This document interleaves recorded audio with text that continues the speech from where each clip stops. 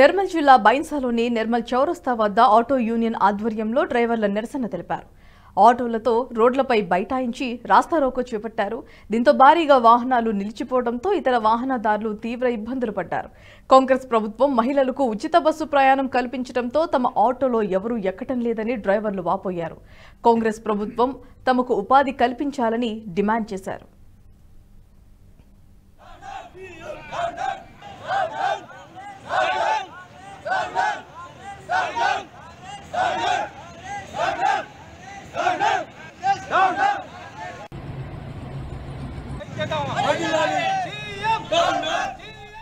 ఈ వీడియో మీకు నచ్చినట్టయితే లైక్ చేయండి, 10 మందికి షేర్ చేయండి. అలాగే కామెంట్ల రూపంలో మీ అభిప్రాయాలను మాతో పంచుకోండి. Nationalist hub group of channels ను సబ్స్క్రైబ్ చేసుకుని తెలుగునాట జాతీయవాద జర్నలిజాన్ని ప్రోత్సహించండి. ఈ వీడియో కింద ఉన్న బెల్ ఐకాన్ పై క్లిక్ చేయడం మర్చిపోవద్దు.